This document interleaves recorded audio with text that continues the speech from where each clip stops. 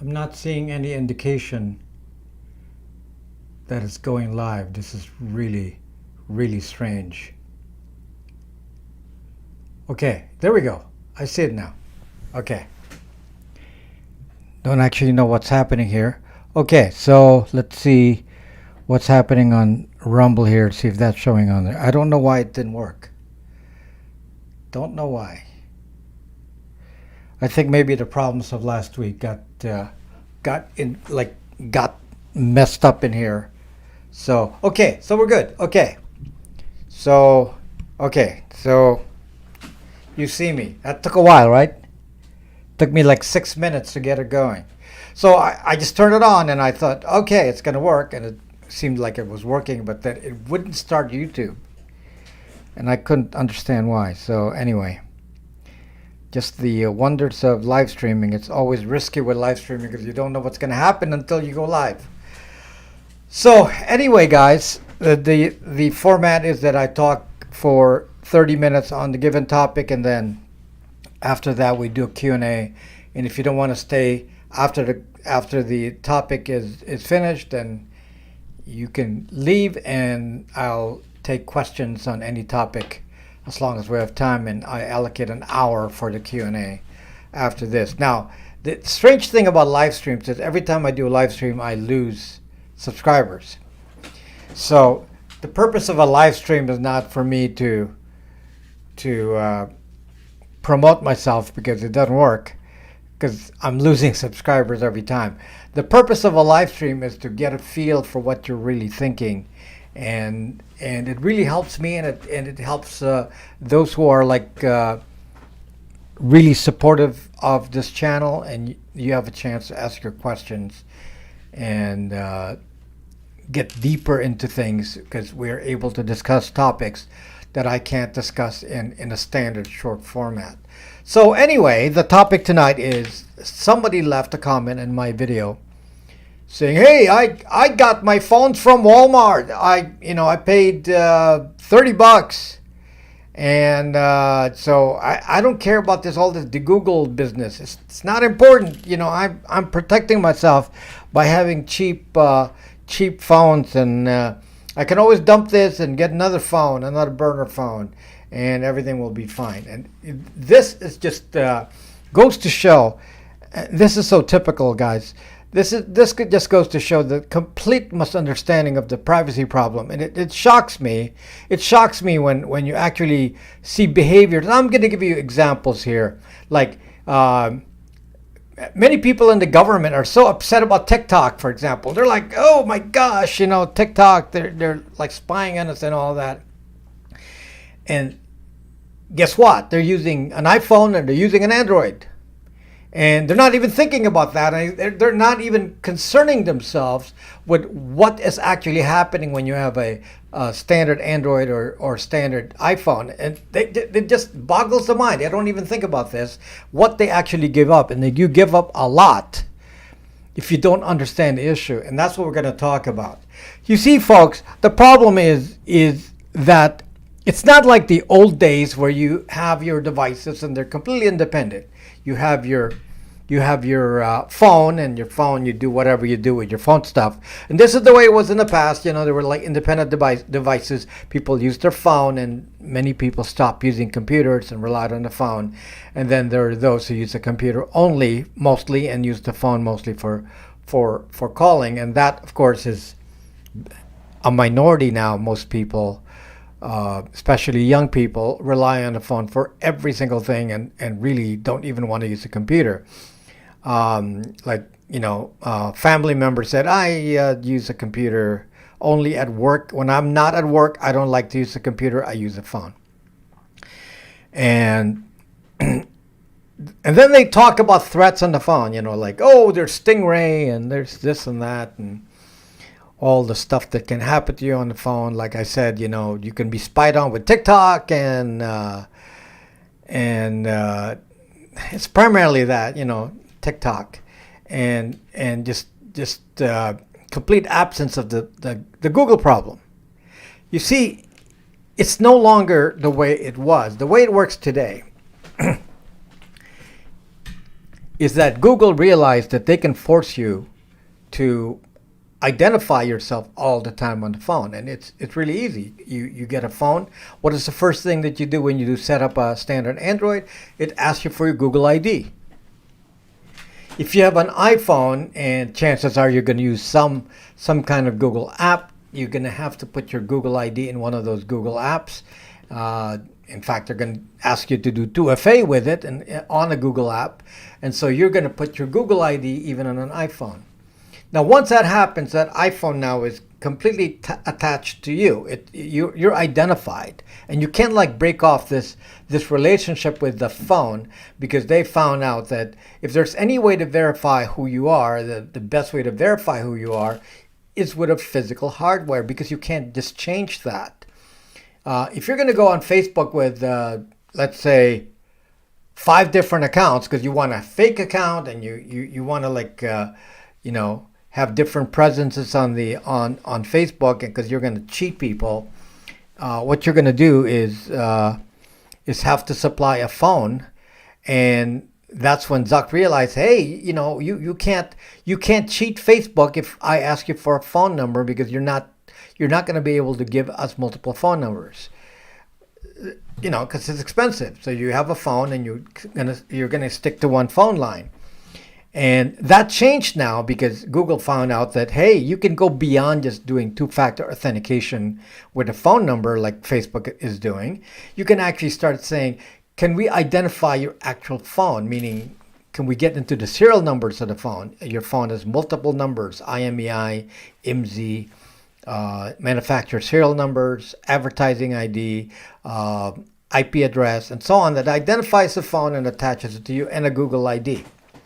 So the phone is clearly you.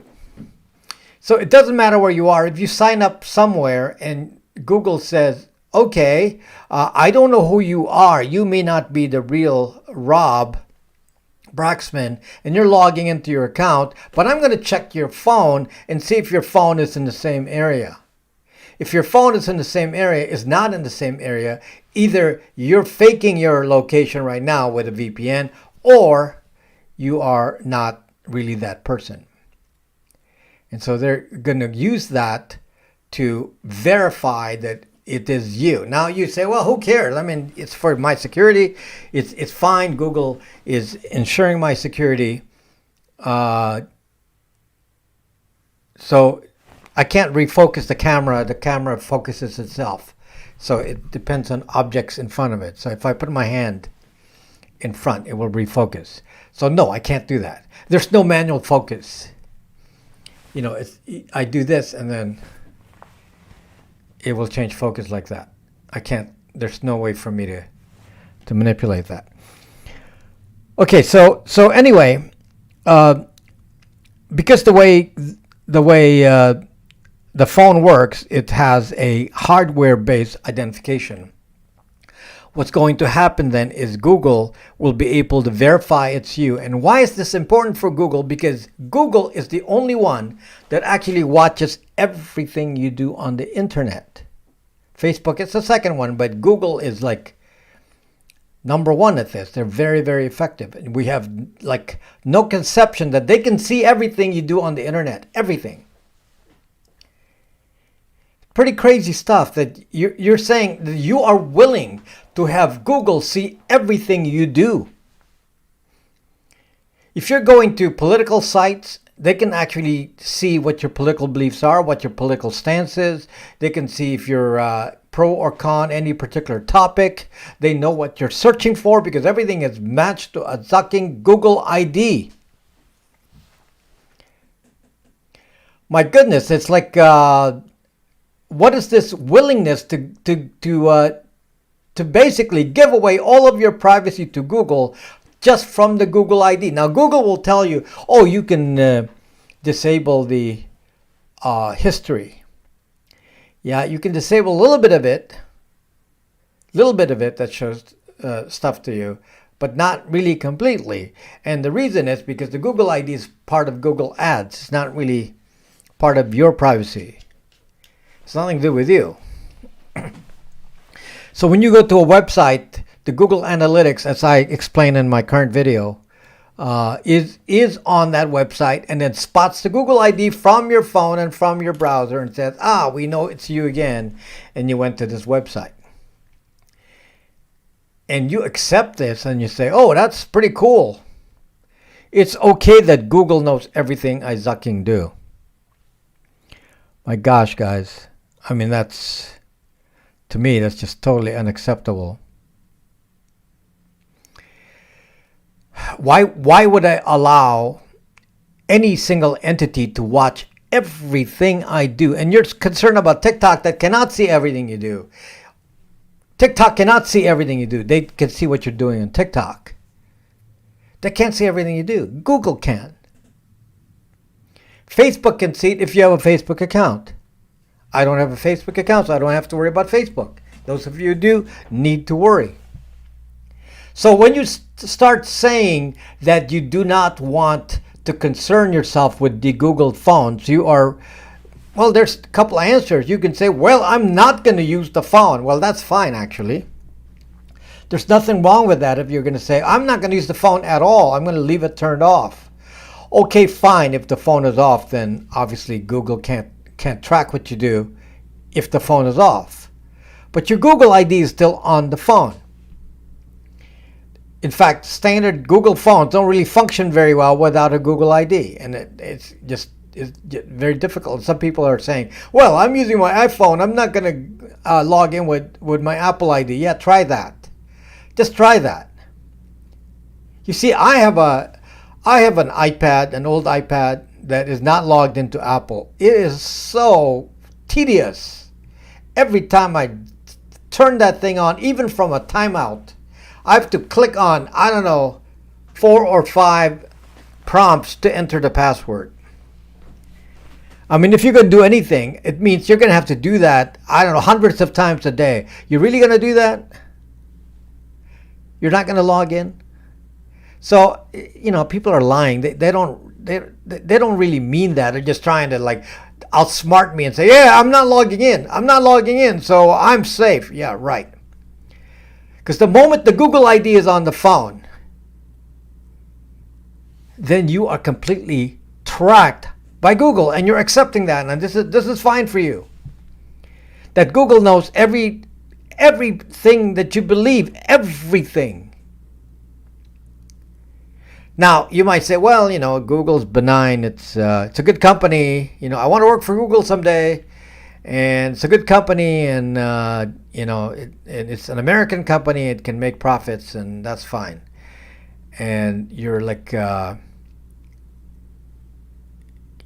completely unaware of what Google does. Now, Google, of course, has a political side. This is no big mystery here.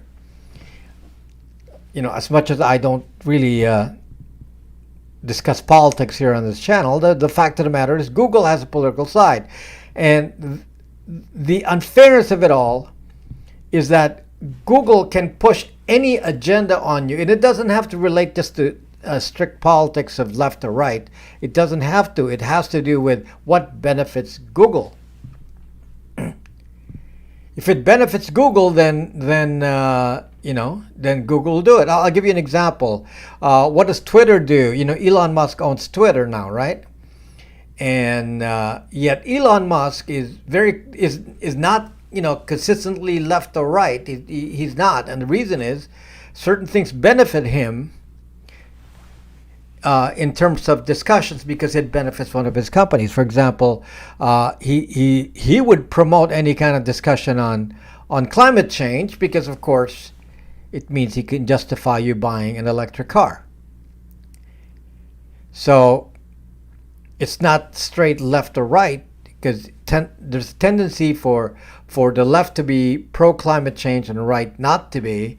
And Elon Musk is going to be in the middle of that because he's going to say, well, it benefits me to go one side, which is pro-climate change because you're going to buy cars and I'm going to get rich from that. Well, same with Google. And one of the things that Google is interested in is, of course, things that do not limit privacy. Do not promote privacy. The less privacy, the better for Google. So they're not going to allow, like, I can talk here for a little bit, but if I get too popular and I get too well known and I'm speaking against Google all the time, yeah, at some point they're going to shut me up here. I'm going to end up like some of those pundits on TV that get fired. They could shut me down. Right now, I'm just a little fly. I'm a fly. I'm a fly in the ointment. I'm not a big deal right now. But when it's important, then they can shut me up. So Google has its own agenda, which is for itself. And one of the agendas that Google has, you don't even realize, is their interest in AI. And their interest in AI is not the same as everyone else's interest in AI. And Google's ability to collect your data and use it in the AI. And you haven't seen this yet, guys. You have not seen this yet. And I'll do a video on this to explain this a little bit better for you. But Google is not the same as ChatGPT.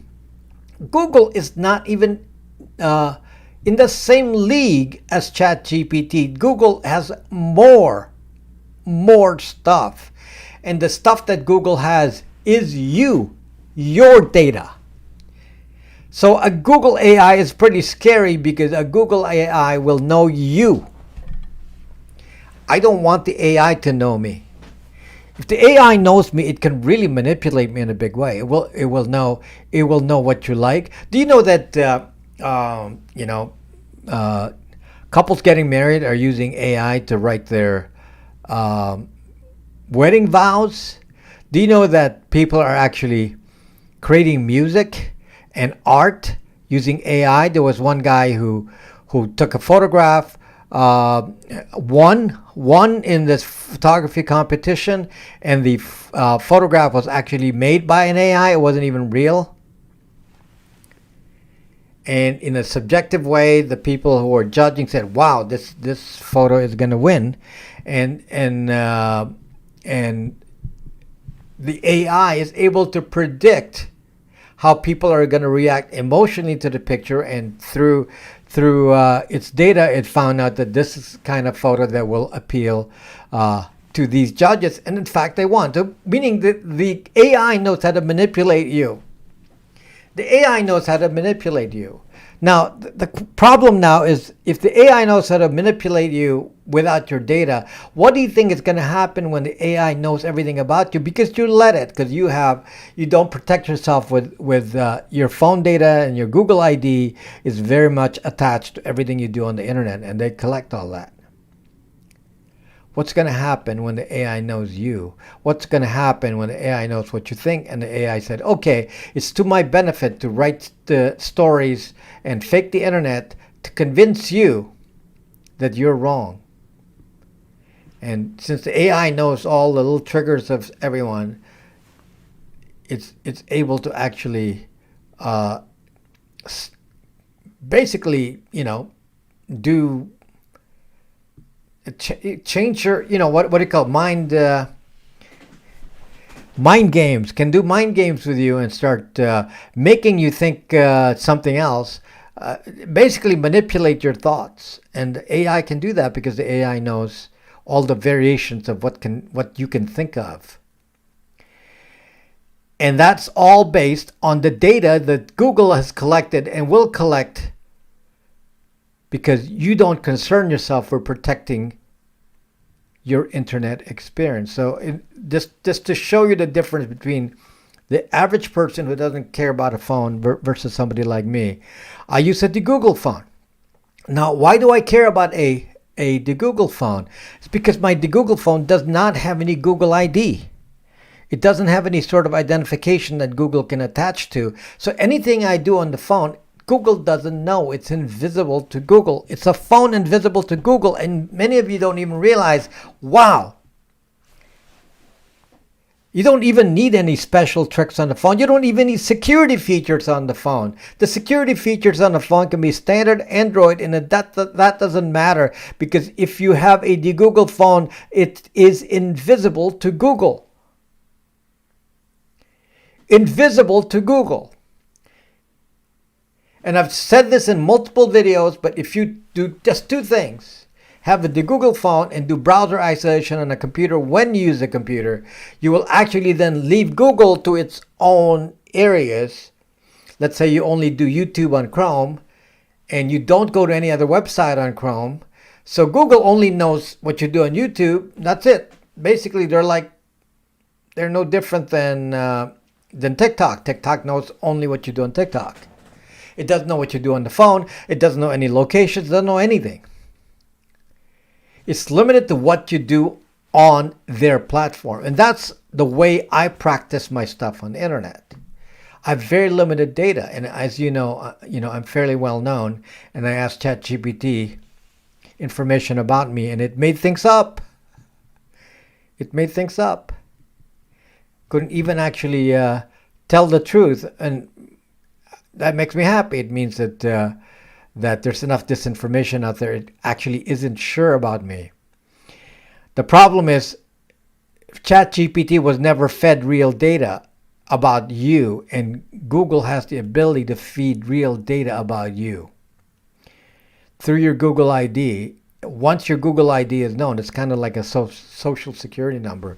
You will be trapped in this game of manipulation once they know what you're doing. And some of you are thinking, oh, this is all like fantasy stuff. We don't really care. Google's not going to do all this, except they already did it. They already did it. So the company in the UK that's a partner of Google started to manipulate search results. It's one of the projects. There's many projects, but there's one of them. They actually start modifying search results based on what you believe. And typically they're attacking right wing. Anybody with any kind of thought that leans right, they attack you. They start changing your search results and start feeding you stuff on the internet to basically minimize what it is that you're thinking about if you have a right-wing view. This is the current Google strategy. Now, if you're on the left, you're going to say, oh, that's cool. Yeah, be careful with that, though, because you're assuming that whatever Google wants to do is in conformance with your political belief, but you don't understand. Google is a big corporation, and it has corporate objectives, and those objectives are not your objectives.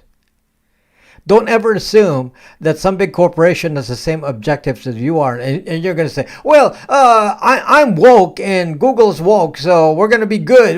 Everything's going to be fine. They're going to believe all the same stuff. No. Don't ever give anyone that much power over you, because you don't know what they're going to do. Their goal is to make money. They don't care about you, and you're wrong if you think that somehow you can trust any big corporation to lean your way, and you're trusting that this is just a trust thing. It's not something you actually believe in. You just say, well, I don't know what Google's going to do, but I trust them because I'm on the left and Google's on the left, and therefore chances are it's going to do good. Now, if you're on the right, you already know there's a problem. Now, me, I'm middle of the road, but I don't like anybody manipulating me. I'm more libertarian, as some of you have already heard in the past. So my point of view is I just want to be left alone. And I can't be left alone if I'm being manipulated, if whatever I see on the internet is being manipulated and changed, and that I know that they're trying to manipulate you to change votes, make you think a certain way, amplify a topic that I don't have any input because I'm just a little guy. I'm the little guy that just wants to be left alone, but you guys are not being left alone, so therefore you're being influenced by this big player. And all because they found a way to connect everything to your Zucking phone. So anyway, that's just a started topic here, discussed over and over in my videos, and yet nobody really takes any interest in that, So anyway, we'll continue this in a moment. I'll be back for the Q&A, and we can continue, and you can ask more questions. Let me just pause here for our sponsor. Our sponsor is Linode. Akamai Linode Cloud Services is now Akamai Cloud Services is now the division in charge of Linode. They may change the name Linode at some point. They haven't done that yet. Now it's still called Akamai Linode. So that was a very good decision of Akamai to purchase Linode, because I really am very satisfied with this company. It's really been one of the best cloud service providers that I've ever had to deal with. And I deal with them daily, because we run a lot of services on them. We have a lot of servers. We have a ton of servers on Linode, a ton. And this coming year, they're going to be expanding to more regions in the U.S. and abroad, and I'm going to be so excited for that, so I can open up more servers and spread out my servers more around the world and around the country, so I can give you better service, so we can have faster VPNs and so on. And I can go to some other cloud service provider and give you some other options elsewhere, but the fact of the matter is, it's just so much work to deal with some other ISP, and I have not had that with Linode. They're so easy to deal with. So guys, if you go to Linode and do /Rob Braxman when you sign up on Linode, they're going to give you a $100 credit that you can use for a period of 2 months on any service you use on Linode. Chances are you're not even going to spend $100, because if you're just starting off, you can start off with shared servers for as cheap as $5. So anyway, consider that, and if you're interested in websites and web servers and Linux servers, you can use that platform, Linode.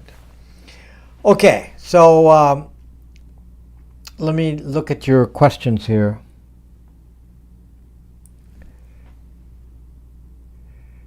Let's see. What should I teach in schools, SF? You see, that's a problem, this age group. Everybody is so tied to the internet, and somebody who tells you, oh, you shouldn't be using certain phones, I'd be laughed at in a typical school. And guess why? Because parents are saying, it's cool for my kid to have a phone at age 10. 10, for goodness sakes. It's unprotected internet at the age of 10. And I watched this, this little girl who's the daughter of one of my friends, and she's like playing with this phone and doing TikTok and Snapchat and all this, and at the age of 10, without any kind of, I mean, I had to learn what TikTok is, and once you actually start using TikTok, you realize that how corrupt, what you'd learn on social media is. And you're giving that to a 10-year-old, and the stuff that you're going to see there it's not something that I would be happy to have a 10-year-old see. And here we are. That's you're training them, and you're saying, if you are not a normie, if you don't use a phone, then you're going to be basically socially shunned. That's what you're telling your kids. If you don't operate like normal people, or you do social media and all that, you're going to be shunned. You can't live a normal life without social media. And yet I see young kids that are trained properly. It's kind of rare, but I see them, and they don't have any social media.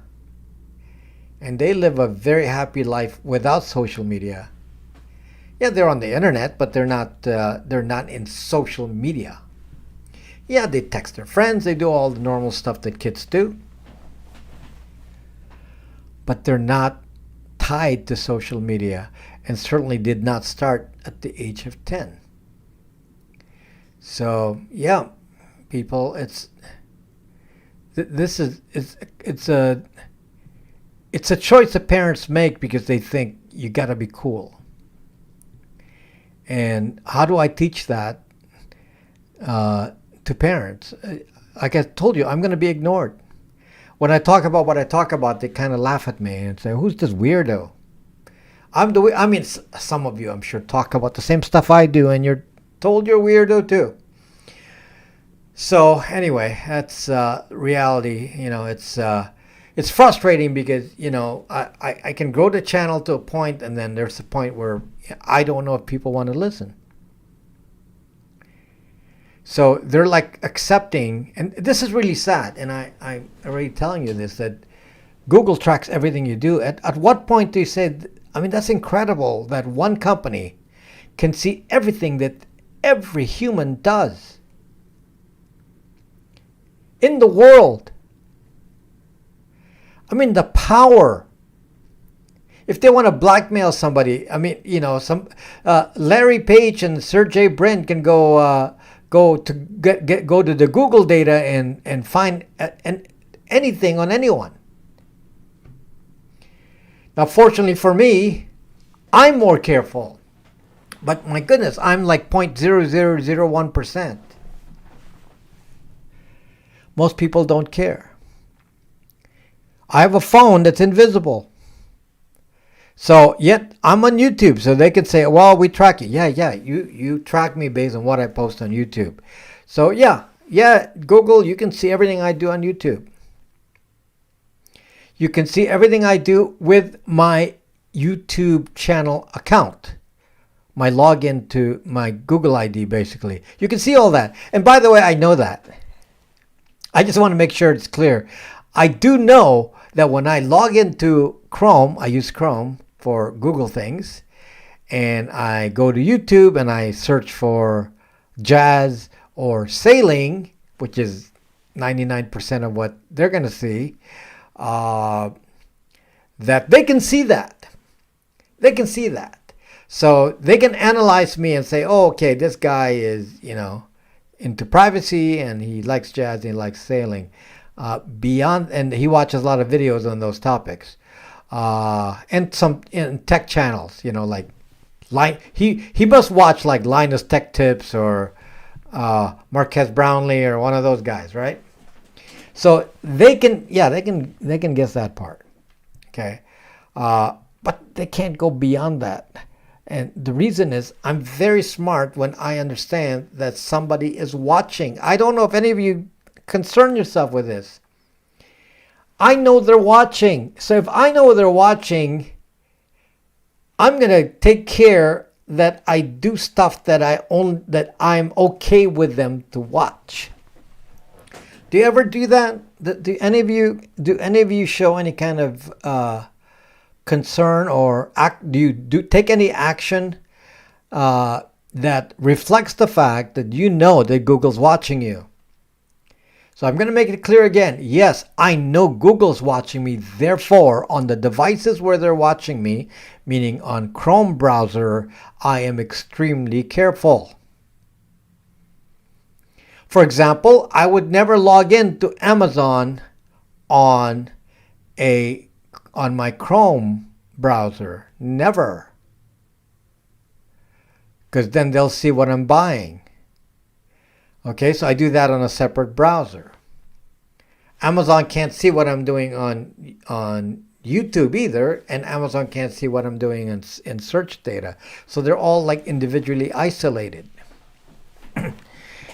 And the reason I understand this is because I understand the technology and how you can isolate these things, and you can actually disturb the data collection because they expect people to behave in a normie way. They expect people to behave in a standard way based on how they promote their stuff. And I'm not standard in that sense because they can only see what I want them to see, which is kind of fun, I have to tell you.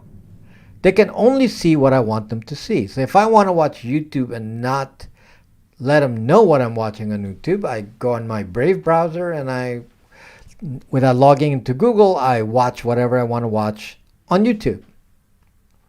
They don't know who's watching because I got a VPN. I don't have a phone attached to it. There's no login. There's no Google ID on my Brave browser because I've never logged into Google.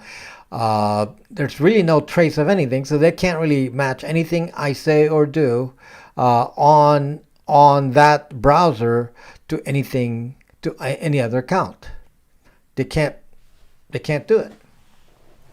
So what do they know about me? Well, probably the same as ChatGPT. It starts making stuff up. ChatGPT makes stuff up about me because it doesn't know.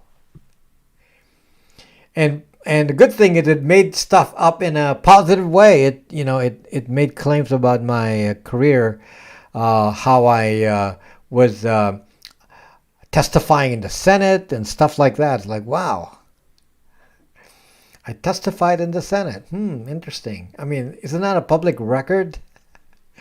Shouldn't that be obvious? I mean, should it look at all the CNNs and C-SPANs? I'm sorry, all the C-SPANs and be able to tell that I was testifying in Congress. So I had to make stuff up because it doesn't know. So I enjoy the fact that I can do stuff and they don't actually know, and it doesn't take a genius to figure this out. Some of you are saying, I'm not that techie. Bard likes me. Did you ask about me on Bard, Zuck? So Bard is the Google version of ChatGPT, and I'm very, like I said, I got to be careful about what Google knows because it's going to end up on Bard. It's going to end up on Bard. So if you ignore me and you don't use the Google phones, like this guy who made a comment, I don't care about the Google phones. Okay, then you're going to show up on Bard. Yep. We're going to ask Bard about you, or they're not going to give you permission to ask something about anybody. Only the people at Google will be able to ask you, and they're going to ask you. They're going to ask about you and say, what does this guy believe in, and how do we manipulate him? It was all good. You mean you actually ask questions of Bard? Do you even have access to Bard? I would love to see the video of you testifying before Congress. Yeah, me too. I'd like to see that too. I would like to know what I get asked. Yep. By the way, Google's AI was so scary they had to shut it down. So even the Google people were like scared about what the AI was coming up with, and they actually shut down the AI. So even they got scared.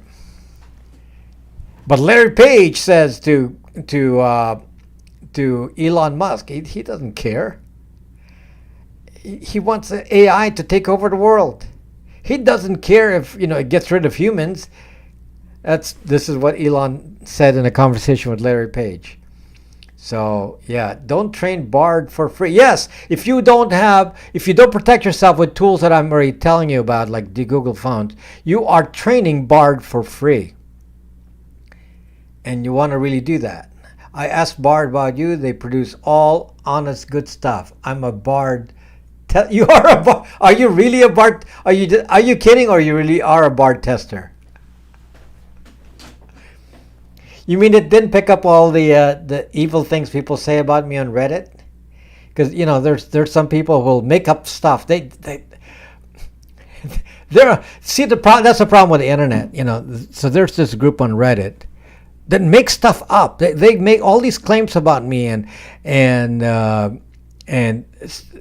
say all the stuff that I don't know about, or all the mistakes I made, and they confront me. They go and Brax at me and make these statements, and they are really so stupid. I mean, they make this up. They make it up. Completely made up stuff. So the problem is the AI goes reading that on Reddit and will actually collect that information, and ChatGPT was trained on Reddit. And so does ChatGPT then look at Reddit and pick up all the stuff said about me? I don't go to Reddit anymore. I hate that place. So many people is just crazy, because you can actually start a cult there, and somebody did. So they started a cult, and people actually believe everything the cult says, even though it's completely false. They don't even know what their objectives are. There's a place on Reddit called privacy.io, and they're really not about privacy because they don't know anything about privacy. What they are is a cybersecurity group. They actually think cybersecurity is privacy. So all their arguments are about cybersecurity. They don't really care. In fact, if you ask them, they all use iPhones. So that should tell you right there. So these are the people who say, well, we're going to, we are interested in privacy and we believe in GOS and iPhones. These are the two most secure, and we're going to do this thing called, what is it? Sandboxing. Yeah. We're going to put sandboxing in our OS. That way you can log into Google on multiple accounts. Like, suck. That just shows you a bunch of people that really have no idea what the threats are. And you know what? They can deal with their own threats and deal with whatever they want to understand, but don't ever listen to them because they are not the guide for you. These are not the operating systems you should care about, and these are not the kind of people that you should pay attention to. And unfortunately, the AI is going to pay attention to them because they're talking on Reddit, and the Chat GPT is reading Reddit. So we're going to counter that with whatever your comments are. Whatever comments you put here on YouTube, hopefully the AI can read that too. Hopefully, right? Or put it on Twitter. The AI reads it on Twitter. So if you're not following me on Twitter, I'm Rob Braxman Tech on Twitter, and follow me there.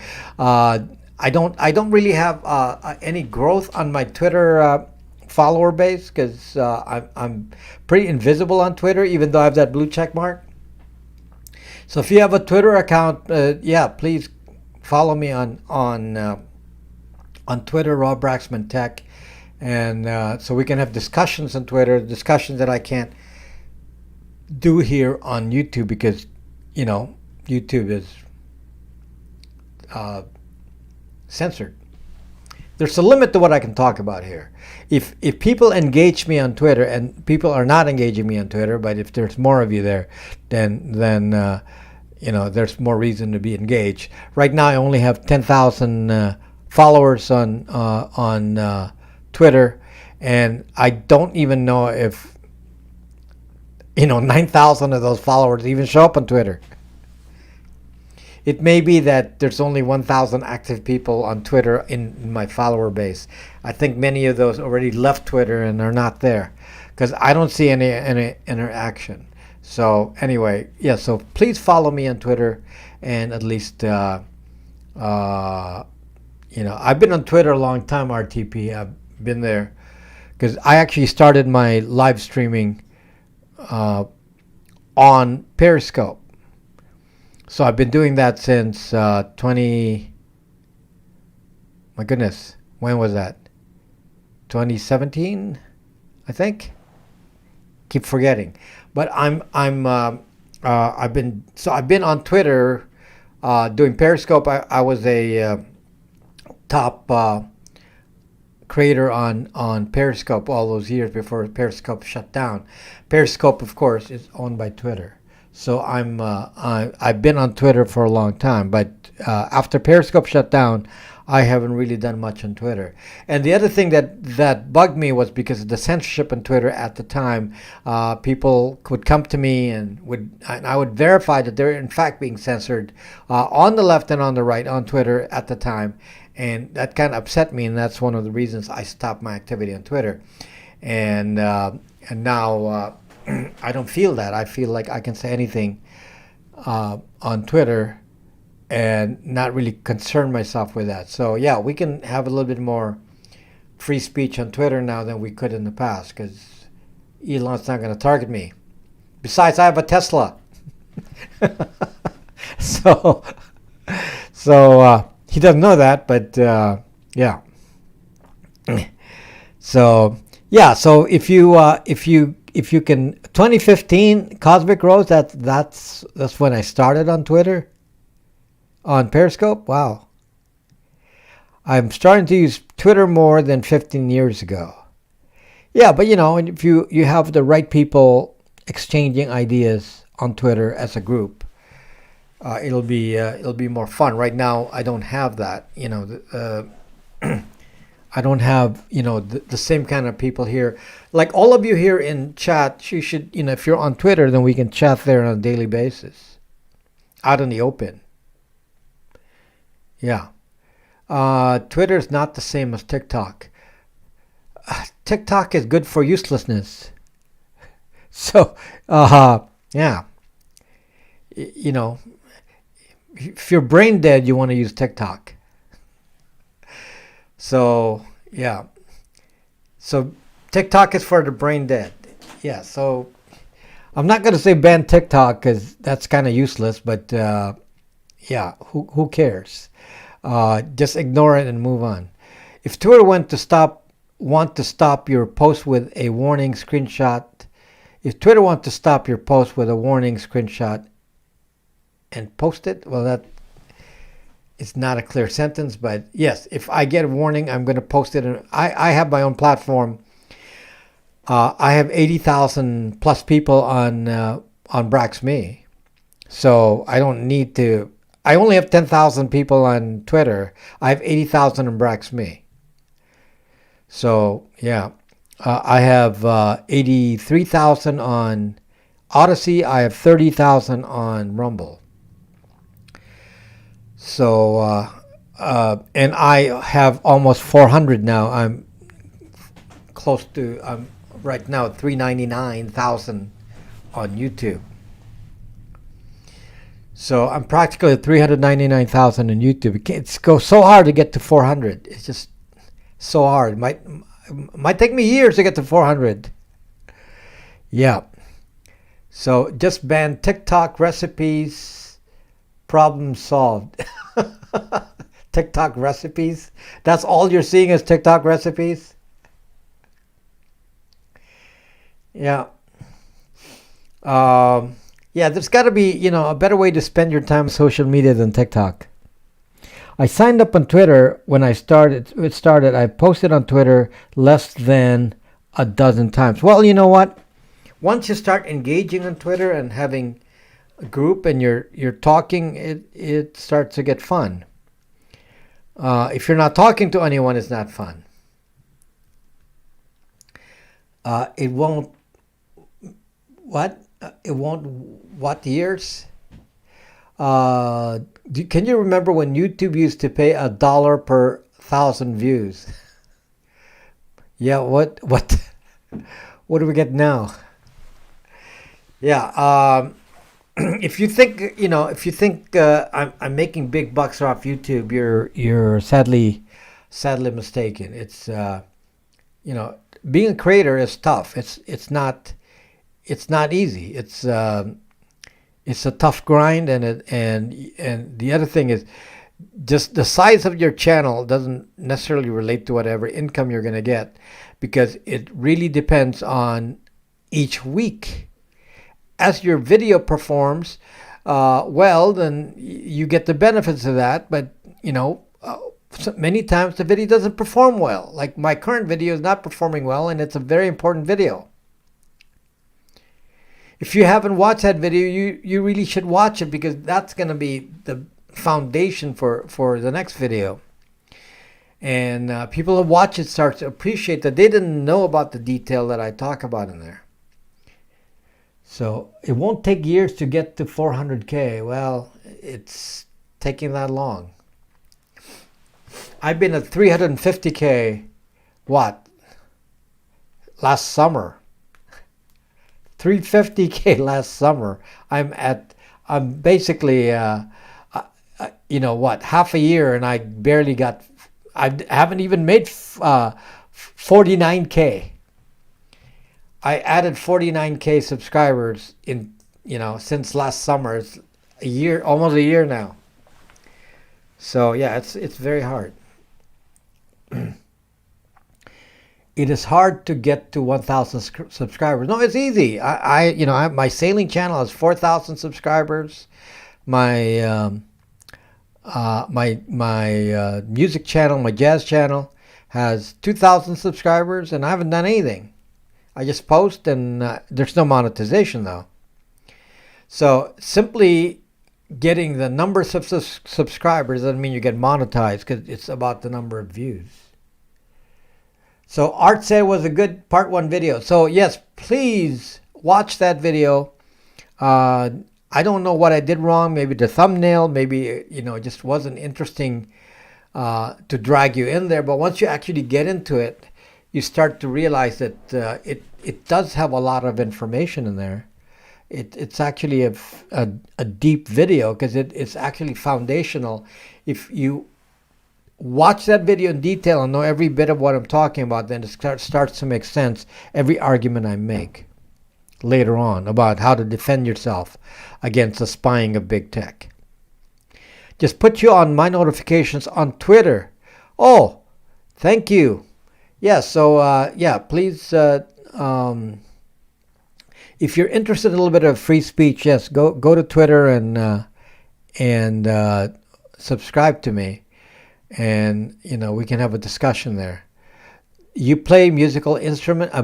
Yes, I'm a jazz pianist, and you can go to my Rob Braxman Jazz channel, which is shared on the channel info on this channel. Yeah, I post music there all the time.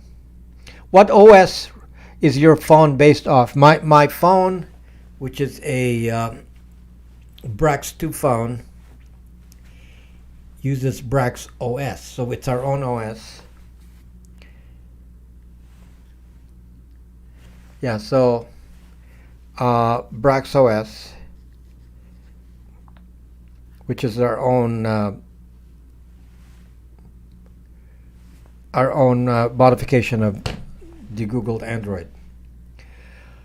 So it's based off a open source Lunar OS, and they have customized it for this phone, and it's called Brax OS. So Brax OS is going to be only usable on Brax phones. So this is the current model, and once I get stock, because I'm very low on stock right now, okay? I'm very, very low on stock. Once I get stock of this, because I have so few left at this moment. Once I get stock of this, I'm going to start lowering the price. So letting you know now that as the summer rolls in, we're going to lower the price on the Brax 2 phones. I should be able to also get it cheaper than I was able to before. So I'm going to pass on that savings. We're not going to do inflation here. We're going to reverse. We're going to reverse inflation. And if some of you want, like backup phones, you can certainly get it for a lot cheaper than it currently is. Currently it's $420. It's $420. No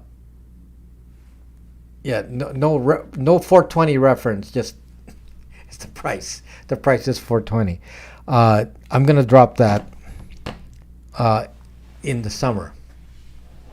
I don't have any stock right now, so if you need a phone, I can't drop the price because I don't have enough stock. But I will be dropping the price. And sometime in the fall, we are going to have a new version. So there'll be a new phone in the fall. I don't know exactly when. Fall. So in the fall we'll have it will not have 5G. I'm trying to avoid 5G when I can. But it's very nice. The new phone will kind of look like an iPhone. It will have that kind of form factor. So it will, it will have the appearance of an iPhone in terms of just overall shape. So so that will be coming up in the fall. So we will have a new model. So so just watch out for that. But of course, we still have stock of these. So So we're gonna still be selling Brax 2 cheaper. So now you're gonna have two options. You can get the premium new version of the phone, and you will be able to get the current version, or let's call them last year's version. So yeah, so that will allow you some inexpensive choices. So not everyone has to be rich to get a no phone. Now, of course, some of you get your $1,200 iPhones, and you're saying, well, my phone is important. I'm going to spend the most money I can, because I like all this spy features from Apple, and I like to be spied on and attacked by hackers. So I'm going to get an iPhone.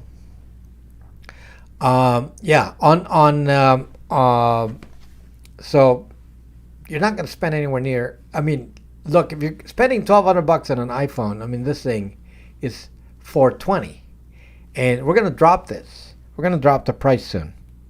Not yet. Not yet, because I don't have stock. If I have a lot of stock, I can start dropping the price. But if I drop the price, I won't have anything to sell. So, which U.S. carriers for Brax phone? The only carrier that, well, I'll tell you the carriers that not to use.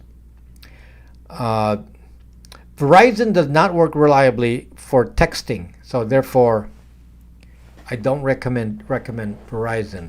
And then these carriers are blocking the phone for their own reasons related to the IMEI, and these are carriers to avoid their crap. They invade your privacy by tracking your IMEI, so don't use them. So the companies in question are Ting, number one. That's got to be number one, Ting. Next one is Cricket. And the next one is Spectrum. So the worst ones are Ting and Cricket. So don't ever use those two carriers. Don't ever use them. Ting and Cricket. Don't ever use them. Now, you're saying, well, what can I use? I want to use Verizon towers. No problem. You can use an MVNO called Red Pocket. I highly recommend Red Pocket. I am using Red Pocket as my second SIM card. If you buy it for a year, I paid $60 a year for my second SIM card. And that's my 2FA number. And we can share that in the family as long as you can call the person who gets a 2FA. So we can share that one number in the entire family, because if for example, if somebody needs 2FA and we use the same number for 2FA, just call whoever has that phone. In this case, mine, because I have dual SIM, so I don't have to bring any extra device. It will ring on here, and then if there's a need for 2FA, then you can get the 2FA number. $60 a year.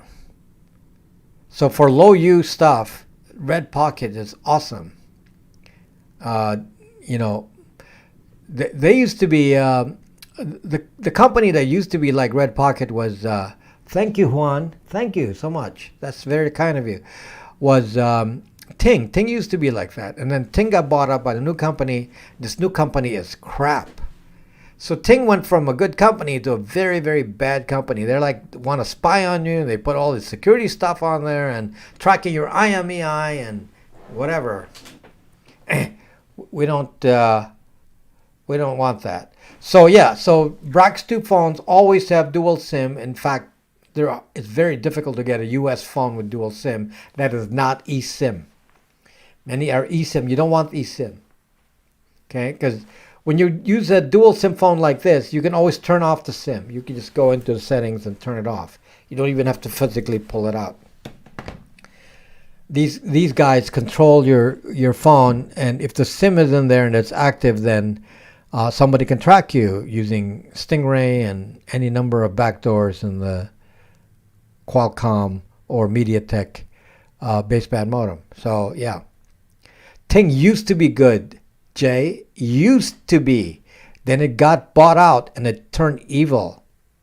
AT&T is fine. AT&T is fine. I use Red Pocket on. I use AT&T via Red Pocket. That's what I'm using right now. Then my other SIM card is T-Mobile. T-Mobile itself. T-Mobile's fine. Okay, so yeah, the phone works great on T-Mobile and AT&T directly. It has some problems with Verizon on texting, but it's solved when you use an MVNO of Verizon, like Red Pocket is one, and certainly many recommended MVNOs for AT&T include Pure Talk, Boost. What else? Mint's fine. Mint was causing us a problem, but then we overcame that. So, yeah, the only problem was really primarily Ting and Cricket.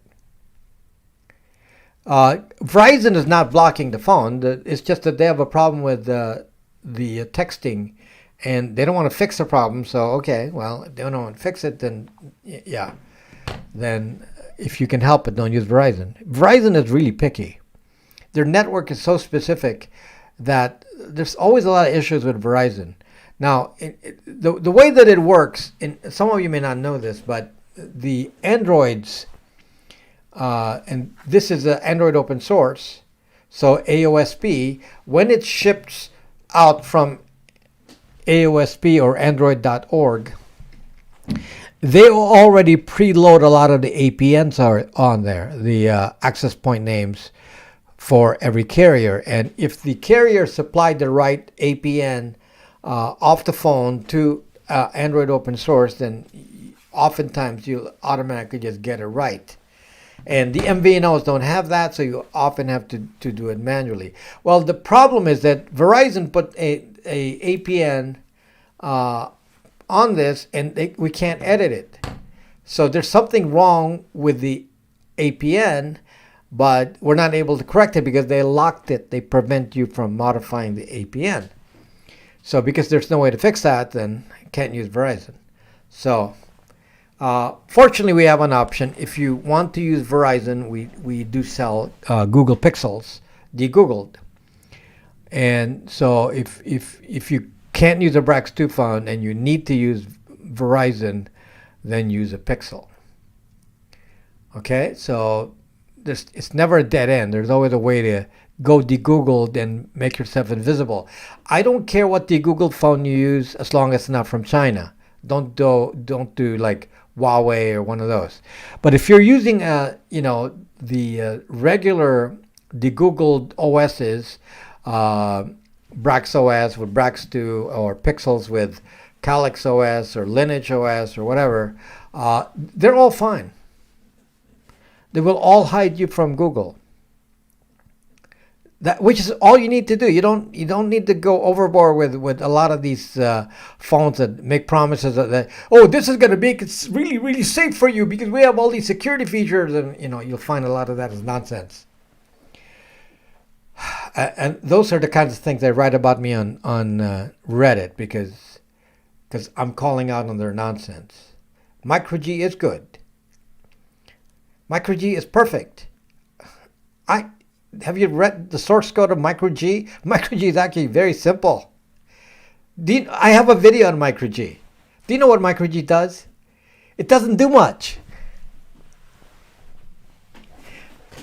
I can't believe somebody would say, MicroG is not good. Well, do you know what MicroG does? If you actually know what MicroG does, you can't possibly say it's not good. Okay, so Jay is like giving you bad advice there. So anyway, let me explain, since he brings it up, let me explain to you. All MicroG does is, this is the only thing MicroG does. It's very limited actually. It takes the Google services, which is in a particular file called google.android.com, or android.google.com, I forget, one of those. It's basically an application that resides in your phone. And then what they did is take that file and revise it. And what they do is came up with the same name, the same functions found in that google.android.com. And what MicroG did, and you can look at the source code, what they did is put what is called stub code.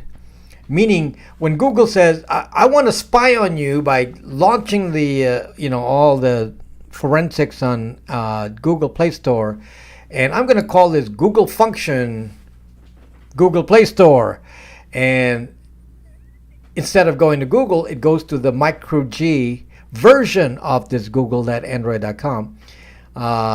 So basically, they just replaced the Google code with this Android version. The source code is in the MicroG site and on GitHub. And it's blank.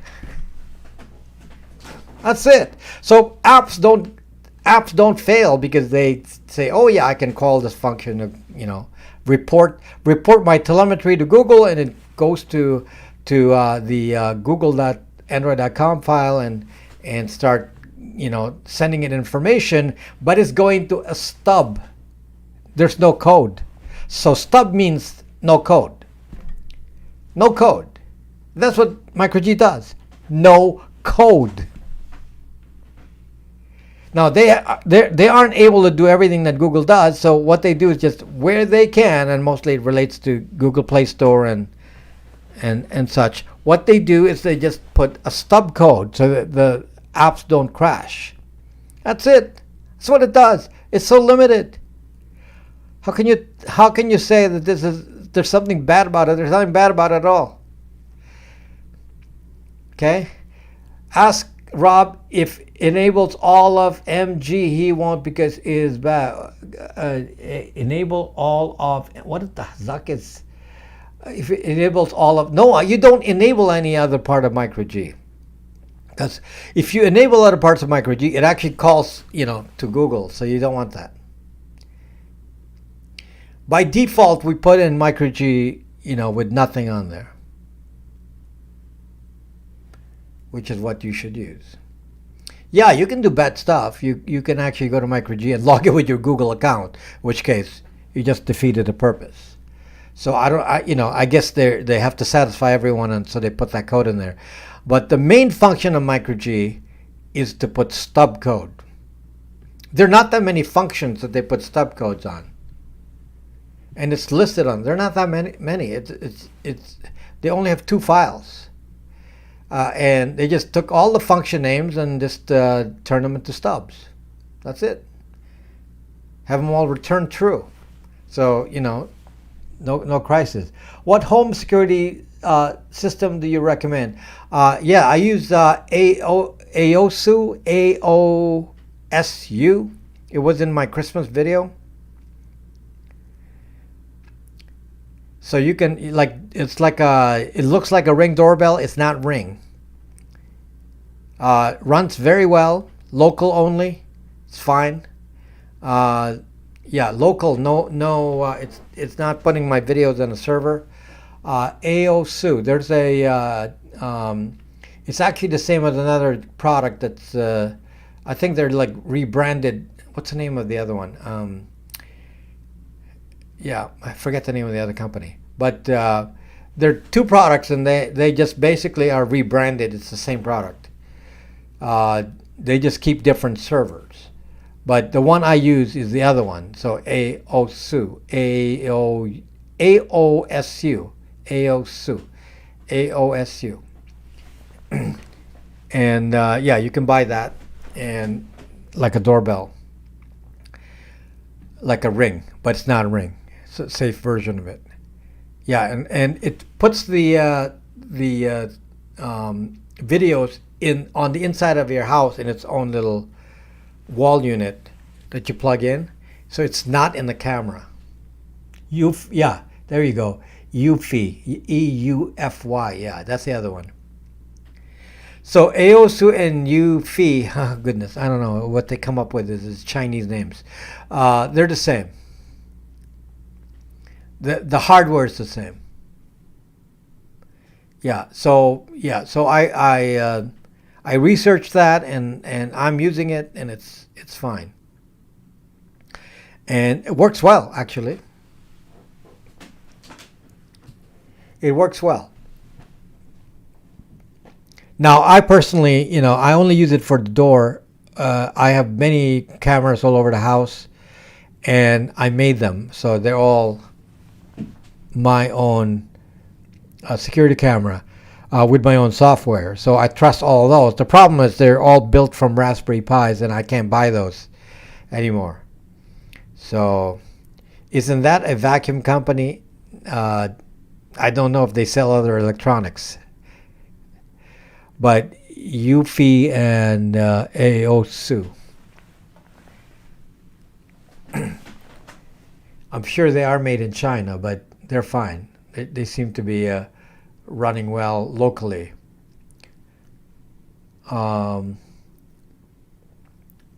What are your thoughts on Telegram? I don't have much thoughts on Telegram. I don't like to use Telegram. Use it if you want, but you have to give your phone number. I don't like giving my phone number to anything. Otherwise, it's fine. It's just that don't have too much expectations of Telegram. If you're using it for like group discussion and such, yeah, it's fine. It only has end-to-end encryption for one-to-one. If it's not one-to-one, you don't have end-to-end encryption. I don't know about that, James Mason. I would stick to the ones I researched. So, yeah, I'd stick to the ones I researched because you got to be careful about where it's going. By the way, Jay, Eufy and Aosu have been tested by cybersecurity people. So they even found some flaws, but they're not anything serious. It's just kind of the obvious stuff. They're fine. So the one thing we don't want people to do is say, "Oh, you buy a Ring camera. You are so dumb to buy a Ring camera. You are super dumb." If you buy a Ring camera. If you have a sucking Ring camera, please dump that. My goodness, do not have a Ring camera. What free Android ROMs do you recommend for privacy in 2023? Well, for Brax OS, we use Brax OS. For Brax 2, we use Brax OS. You can use Lineage OS. You can use Calyx OS. You can use anything. They're all fine. I don't really have a problem with any of them. They're all fine. If they're De-Googled, they're fine. You can use whatever you want, whatever makes you happy. Just don't go hyperventilate about claims made by some of them that they're the best because this and that. Yeah, they're all fine. Doesn't make one better than the other, but they're all fine. Okay? Now ours is best for this phone because it's made for this phone.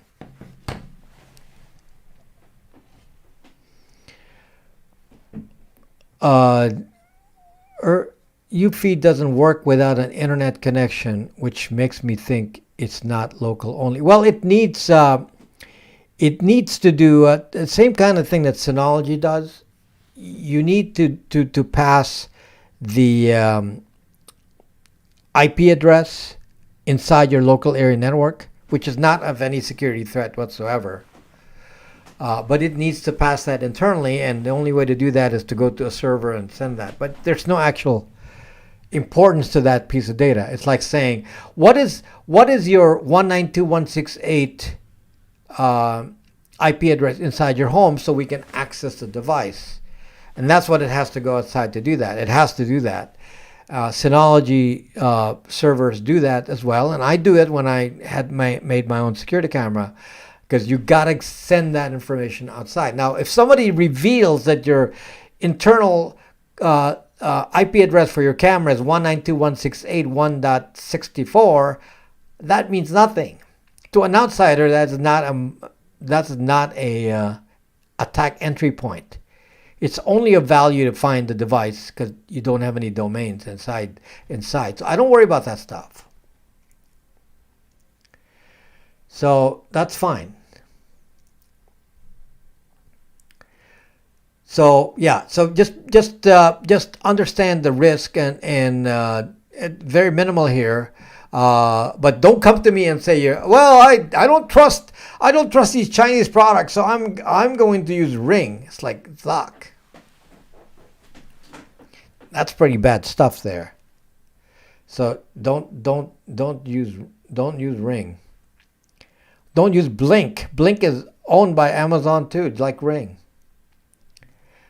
What about Steam Decks? I have a Steam Deck. Steam Decks are fine. They don't really have much. What's wrong with a Steam Deck? There's nothing wrong with a Steam Deck. I have one. Yeah. So, yeah. Enjoy your Steam Deck if you can. If you got one.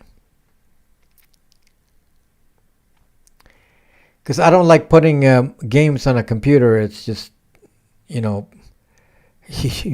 need help. Why do you need help? What caused BlackBerry to fail? Apple caused BlackBerry to fail. They didn't sell enough phones.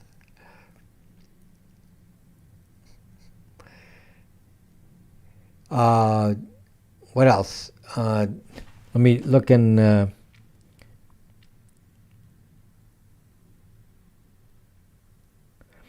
motion hack on Eufy.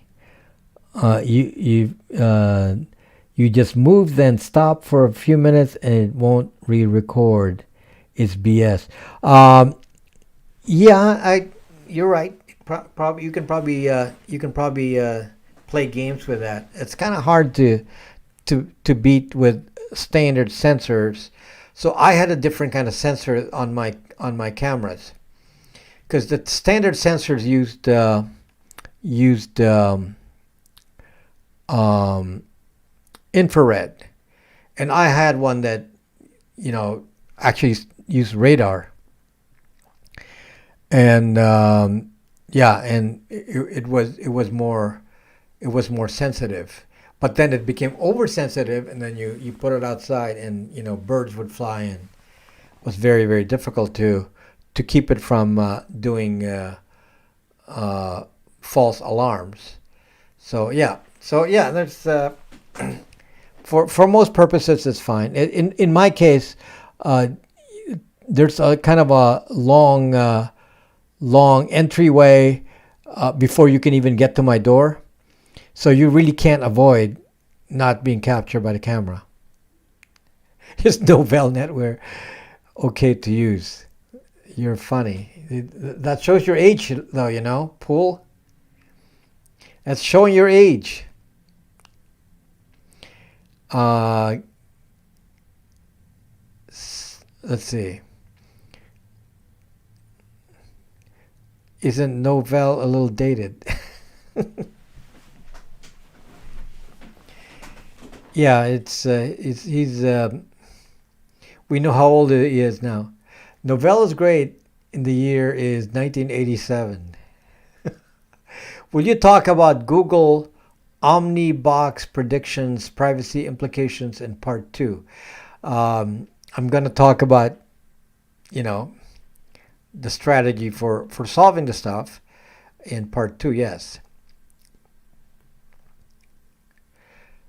Tax 6 minutes lost from the start. Okay, Great Gold, I will... did I actually? Yeah, okay. I'll tack 6 minutes. I'll go 6 minutes over. Just for you. Ruined my PlayStation, so I can't play on it anymore. Okay. I have a trio case autographed by ATB from 2007.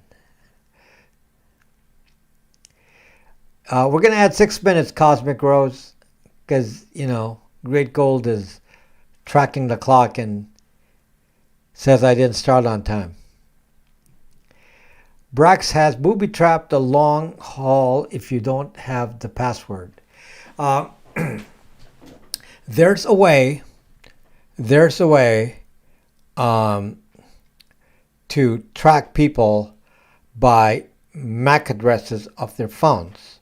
So you can actually put a sensor at your door and track people coming in based on the MAC. This is the same security that they can put on any building. And they can track the MAC addresses of the phones approaching your house. So for example, if your FedEx guy or gal is always coming to your house, the same person, in my case it's the same person, so you start to recognize him after a while, then his phone will register and you can actually save his MAC address, and then when the MAC address is seen, it can identify, oh, FedEx guy is coming to the door. So this is possible. Now, my problem is just finding the hardware to make it work on 5 gigahertz, because mostly these work on 2.4 gigahertz. Does randomizing MAC address help? Hardly. There is one in MUD unless you have double... What? Can I use my phone if I don't have bytes? Can I use my phone if I don't have bytes VPN cross-device threat? What phone is this? If you have a De-Gooogled phone, you don't have to do anything special. In fact, if you have a De-Gooogled phone, all you have to do is go to cell data, and that's gonna be fine. Cell data doesn't track your home IP address. Okay. Now, if you do not have a De-Gooogled phone, you have a standard, normie Android or normie iPhone. What's the point? So you go to your phone. Well, what's my time here? You go to your phone and you say, okay, I'm going to put a VPN on here. What is the point of all that when your phone is emitting the Google ID? Okay, what is the point of using Tor if it's revealing your Google ID? Are you guys thinking about this? If you have the wrong phone, it's revealing the Google ID. Therefore, what are you doing? You can use Tor, you can use VPNs, you can use whatever. It's not going to do anything if it has a Google ID on it. So you got to start with a De-Googled phone. If you have a De-Googled phone and reveals an IP address, at least it doesn't say who you are. If you have a Brax 2, you don't really have much to worry about. Why so serious? You don't really have much to worry about. If you're on cell data, even if you don't have a VPN, you just stay on cell data, you will be fine. It's a Wi-Fi that's a problem.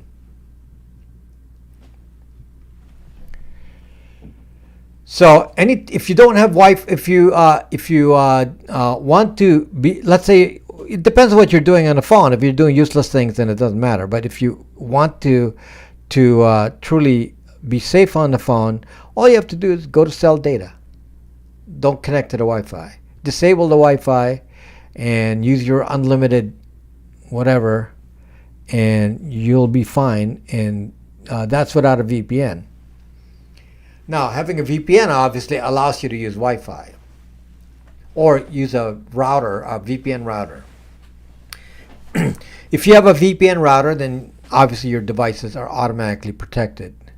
So in my house, I have VPN routers, and so when I connect with my phone, they connect to the VPN router, so it never reveals the IP address. But if you have a De-Googled phone like a Brax 2, there's very, very limited stuff that they can get on that. That's the nice thing about the Google phones like a Brax 2. It's already invisible. There isn't much they can get.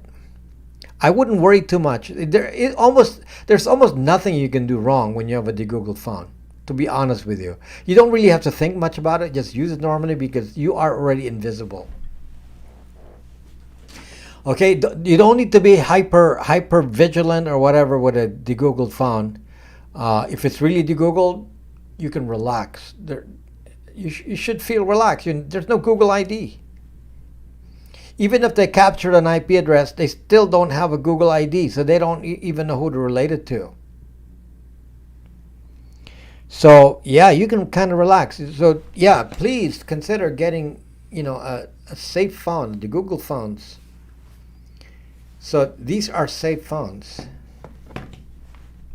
Can VPN be added to my TP-Link router? Yeah, you have to have a specific thing called a VPN router. Not all routers can handle that. Some can, some cannot. We sell Brax router. It's a specific hardware to make a VPN or Tor or LokiNet router.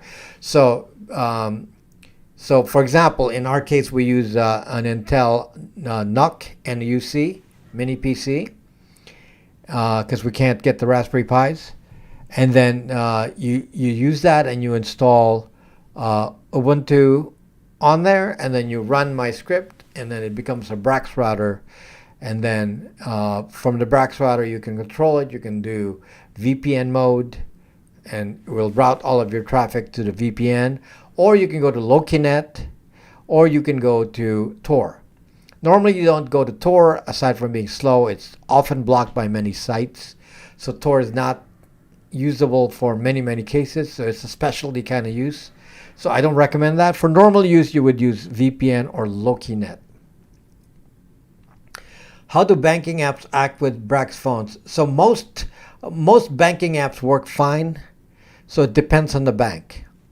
I'm going to say 50-50 with that. The reason is some of the bank apps require Google Safety Net, and the Google phones do not have Google Safety Net. So if they require that, it's not going to work. I believe Bank of America requires Google Safety Net. Wells Fargo does not. Chase does not. So it depends on the bank. Netflix is fine. Prime Video is fine. Kindle. What do I have here? Tesla apps. Yeah. Spotify. What else do you want? Signal. Twitter. Just telling you what I have here.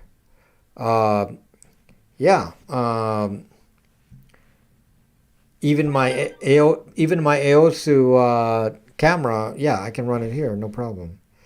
So TikTok runs, Snapchat runs, in case you care. Instagram will probably run too. Okay.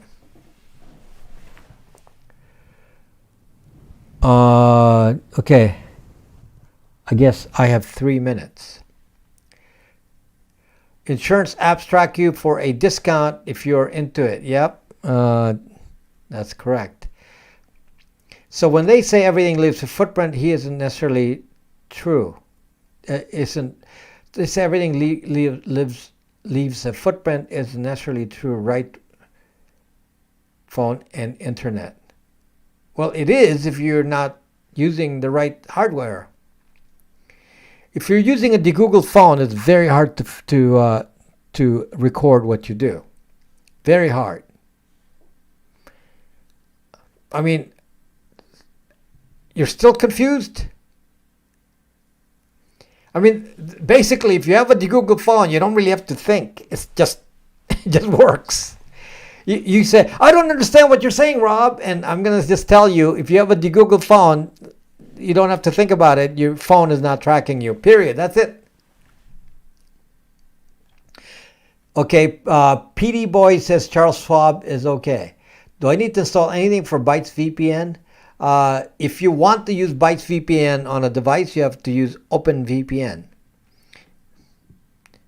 which is pre-installed on a Brax 2 phones. The ones that, by the way, the ones that don't work, I got 1 minute. The apps that do not work, definitely do not work on a De-Googgled phone are Uber and Lyft, and Uber Eats and all that. Okay, or what's the other delivery? The other food delivery app. Yeah, they don't work, but they work on a browser. Even your bank apps work with a browser. Everything that doesn't work on an app works on a browser, so you're covered. So thank you, my friends. We're out of time, but yeah. So everything works with a browser. There's no actual limitations since everything works with a browser. So thank you for watching, my friends, and I'll